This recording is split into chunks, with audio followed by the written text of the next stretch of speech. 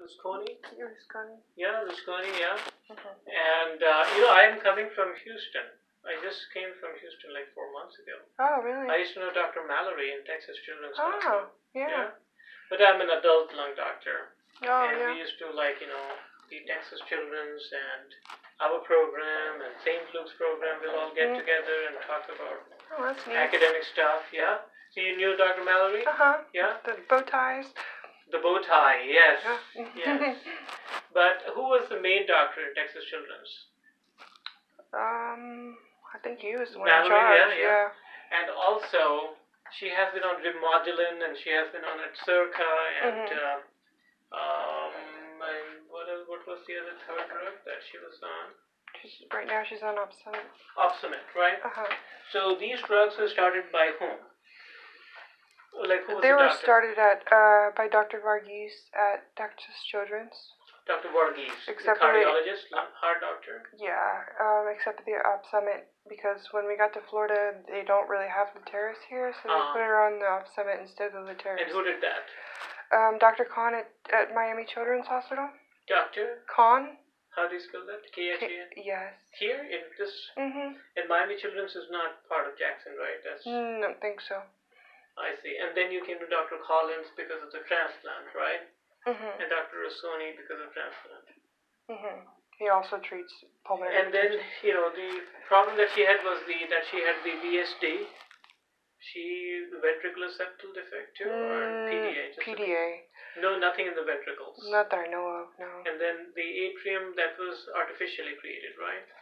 Yeah. The hole in the atrium was artificially created. Offshoot. They created an offshoot. An offshoot, yeah. Mm-hmm. And where is the offshoot going to? I don't know exactly. Yeah. I didn't read about the offshoot. I read that there was a hole that was made in the atrium. Do you know? No. But the PDA was closed. And did you feel better after closing of the PDA? No, it actually made her go downhill really rapidly. Yeah. I see. And the medications, the IV, Remodulin and all, did those things help? Yes. Okay, good.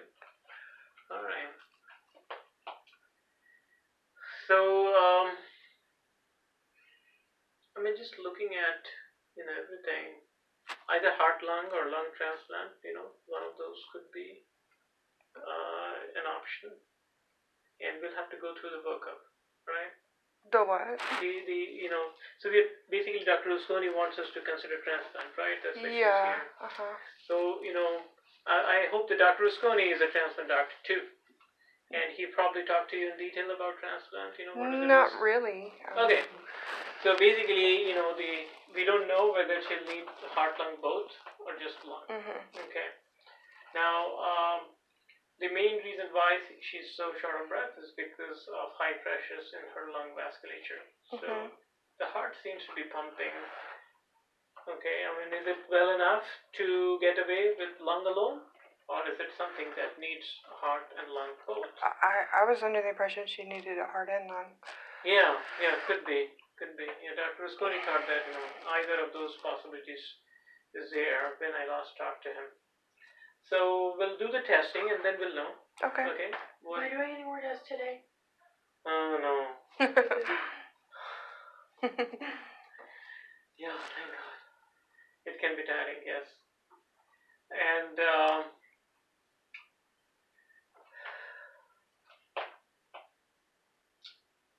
so transplant, the risks with the transplant are acute rejection that can happen, which is treatable, right? We need her to be in the hospital. Something called chronic rejection that can happen several years after the transplant. And then there is, risk of infections, which is there because of the immunosuppression. Yes. And in general, there's a risk of mortality. Okay. Just because surgical complications. Okay. But I think that, she is in the window for lung transplant. She's at the time when she should be worked up and put on the wait list, right? Within a few months. I think that, all this will take several months before she gets to the point that she's on the list. So this is the time to start that. So do you actually do the transplants? It will be Dr. Lobe. who's a surgeon who will be doing the transplant. I'm a lung doctor, pulmonologist. Oh, okay. I am, an adult lung doctor, but at this hospital, so for the transplant, of course, there are not many pediatric transplant doctors, right? So I'll be taking care of her. Okay. Yeah.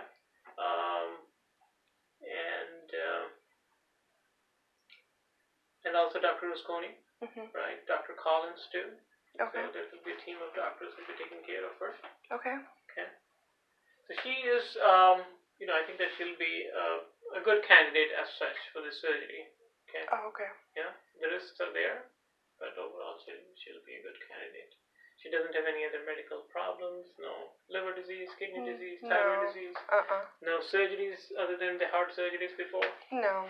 Yeah. Yeah, and she's homeschooling right now, right? Yes. Yeah. Yeah. How's she doing with that? Yeah. Okay. Lot of could be better, but could be better. Yeah. Yeah. Any questions for me? How come lungs reject more than other organs? Lungs are exposed to outside. Oh, is that Every breath we take, we get all those exposure from outside. Oh, so that unlike causes the heart rejection. or the kidney, they are well inside the blood system, Oh. and they're not really getting exposed. So that's the main reason. Oh. Okay, I was just wondering. Yeah. Do you know how long the longest person? Oh yeah, it's been 30 years. Someone's lived. There are 5% of patients who got transplanted in late 80s and early 90s. They haven't had any problems. Really? Oh. Yeah. It's a lung transplant? After lung transplant, just lung, yeah. Oh. Heart, lung, and lung would have the same issues, right? Oh. Because the lung is here. There's the lung, which is a limiting factor. Heart has its own set of issues, but lung is a limiting factor. Oh. So is that rare for someone to live 30 years? 30 years, 5%, yeah. 5%. About 25% of people don't have any problems after 10 years. Even after 10 years, yeah. Oh, okay. So, there's a fair number of people who do very well. I think, those who do well for long, they continue to do well after that. Oh, okay. Yeah, but if they have issues like 5-6 years, then they have issues. When there is a median survival, and there's an average time when chronic rejection happens. So 50% of patients will have chronic rejection before 8 years. Oh, okay. Yeah. Interesting. But those who don't in the first 8 years, if you look at the people who don't have any problems by 8 years, they tend to have problems not related to rejection, but more related to side effects of the drugs. Oh. Yeah, I imagine. Yeah, high blood pressure, heart issues, diabetes, because those transplant medications have diabetes and high blood pressure as side effects. Oh, okay. Yeah. So for the best, right? Yes. Alright. Okay. We'll get started. And is she going to any pulmonary rehab? No. No, okay. Alright. Okay. So we'll have to, get her enrolled in pulmonary rehab, and that's something that we can work with. What's that do? What does that do? It's exercises for your heart and lungs.